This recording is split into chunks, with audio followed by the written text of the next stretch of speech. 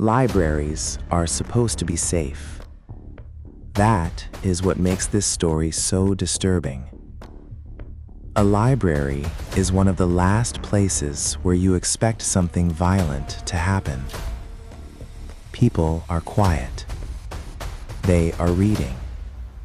They are studying. They are walking between shelves, looking for books, thinking about exams, papers, deadlines, and ordinary things. And if something terrible happened in a place like that, you would think someone would hear it. A scream, a struggle, a cry for help. But in this case, almost no one heard anything. No one saw the attack. No one stopped the killer. And by the time people realized what had happened, the person responsible may have already walked out of the library with everyone else. This is the real unsolved murder of Betsy Aardsma. On November 28, 1969, Betsy Aardsma was 22 years old. She was a graduate student at Pennsylvania State University. She had recently arrived at Penn State to study English. By all accounts, Betsy was intelligent, thoughtful, and creative. She loved literature. She wrote poetry. And like many students near the end of a semester, she had work to do.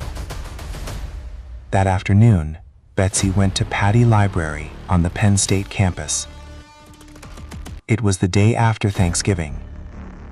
Campus was quieter than usual, but it was not empty.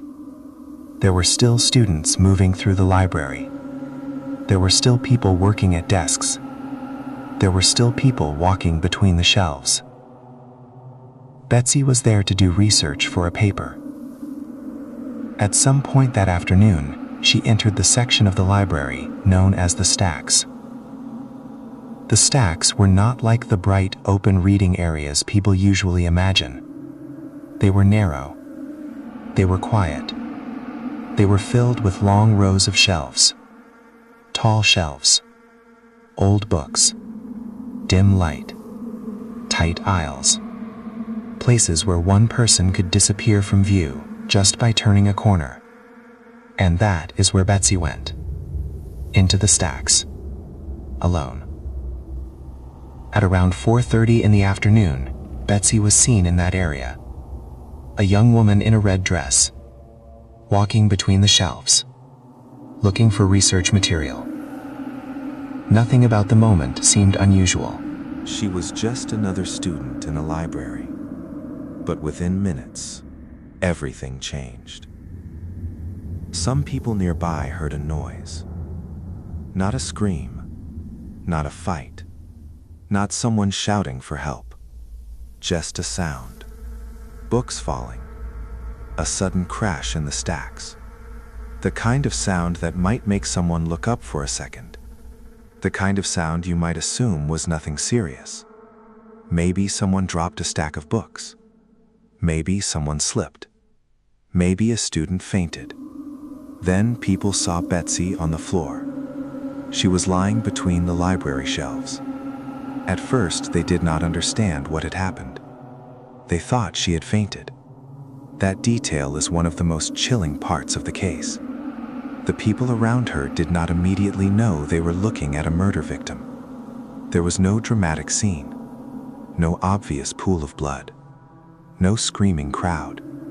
Just a young woman on the floor of a quiet library, while students around her tried to understand why she was not getting up. Someone called for help. The initial report was treated like a medical emergency. A student had collapsed. Maybe she had fainted. Maybe she had suffered a seizure. But Betsy had not fainted. She had been stabbed. Only once. A single wound. But that one wound was fatal. The knife had entered her chest and struck a major artery. The reason no one heard her scream was horrifyingly simple. she may not have been able to. Blood filled her lungs, and in those final seconds, surrounded by books, surrounded by people who were only a short distance away, Betsy Aardsma died in silence. By the time investigators understood this was not a medical emergency, the killer was gone, and the library had already begun to return to normal. That is almost impossible to imagine. A woman had just been murdered inside a university library.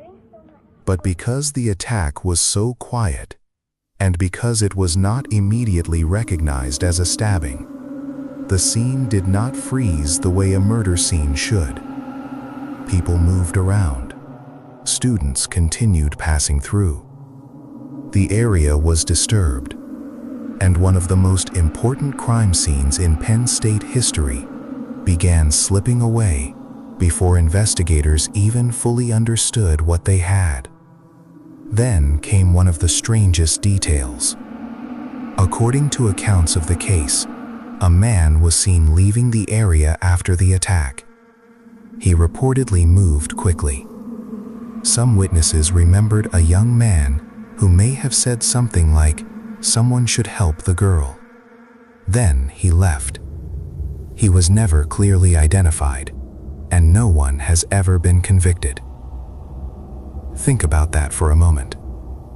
If that man was innocent, he may have been one of the last people to see something important. If he was involved, then he may have done something almost unthinkable. He may have attacked Betsy in the stacks, said just enough to make the situation look like someone else's problem, and then walked away.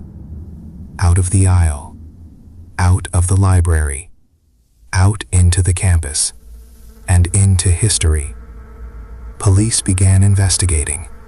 They interviewed students. They searched for the weapon. They looked for anyone who may have known Betsy. They tried to understand who would want to hurt her. But the case was difficult from the beginning. There was no clear motive, no obvious robbery, no known enemy, no confession, no murder weapon that solved the case.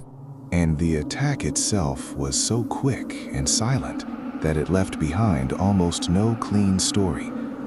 That is what makes this case so unsettling. In many murders, there is at least a direction, a jealous partner, a robbery, a fight, a stalker, a suspect with a clear connection. But Betsy's murder has always felt like a crime committed inside a blind spot.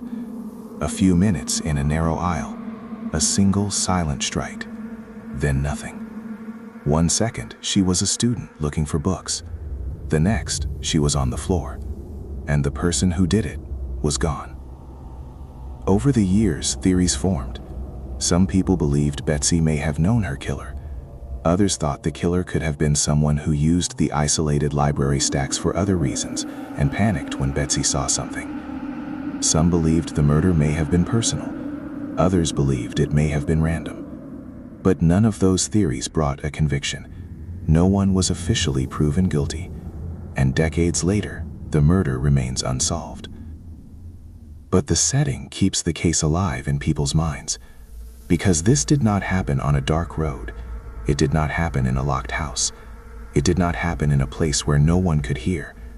It happened inside a library, in the middle of the day, on a university campus, in a building full of people.